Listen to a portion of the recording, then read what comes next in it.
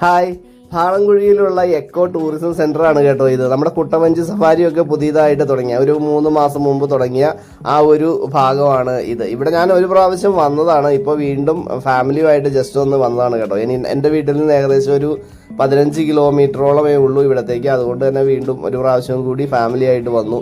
അപ്പോൾ ഈ ഭാഗത്ത് നമ്മൾ എത്തിക്കഴിഞ്ഞാൽ ഏകദേശം ഒരു 600 രൂപയാണ് ഇവിടുത്തെ എൻട്രി ഫീസ് എന്ന് പറഞ്ഞാൽ. ഒരു കുട്ടവഞ്ചി സഫാരിക്ക് 4 പേര് നമുക്ക് കുട്ടവഞ്ചിയിൽ കയറാം. അവർക്ക് അങ്ങനെ 4 പേര് കയറുന്ന ആ ഒരു ടീമിന് ഒരു കുട്ടവഞ്ചിക്കാണ് 600 രൂപ ഈടാക്കുന്നത് കേട്ടോ.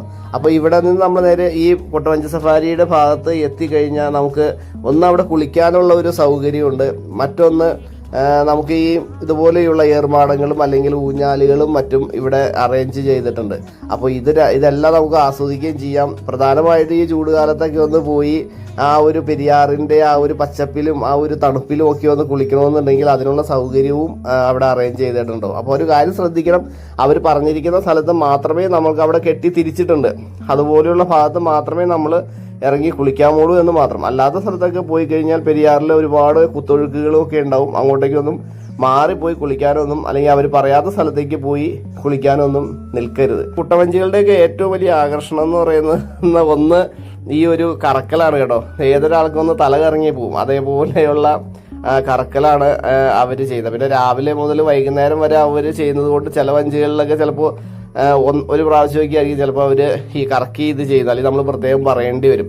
കാരണം മറ്റുള്ള തിരക്കധികം കുറഞ്ഞ സമയത്തൊക്കെയാണെന്നുണ്ടെങ്കിൽ അവർ കൂടുതൽ ഒരു ഉഷാറൊക്കെ ആയിരിക്കുമല്ലോ തുഴയുന്നവരൊക്കെ. പിന്നെ ഈ ഭാഗങ്ങളൊക്കെ കണ്ടില്ലേ, ഇത് മഹാഗണി തോട്ടമാണ്. നമ്മുടെ പുലിമുരുകൻ്റെ ഷൂട്ടിംഗ് ഒക്കെ നടന്നത്. ഇതിൻ്റെ നേരെ ഓപ്പോസിറ്റാണ് ഈ പറയുന്ന സ്ഥലം എന്ന് പറയുന്നത്. പിന്നെ ഈ സ്ഥലത്തിന് വേറൊരു പ്രത്യേകത കൂടിയുണ്ട്.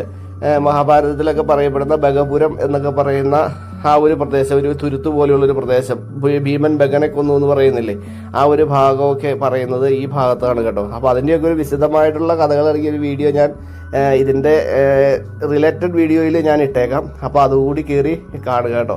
അപ്പോൾ നല്ല രീതിയിൽ ഞങ്ങൾ പോയി ആസ്വദിച്ച് ഒക്കെ പോകുന്നു. അപ്പോൾ പോകുമ്പോൾ നിങ്ങൾ പ്രത്യേകം ശ്രദ്ധിക്കേണ്ട ഒരു കാര്യം എന്ന് പറയുന്നത്, അവിടെ നമ്മൾ വെള്ളത്തിൽ ഇറങ്ങാനൊക്കെയുള്ള സൗകര്യത്തിനൊക്കെ ആയിട്ട് പോവുക.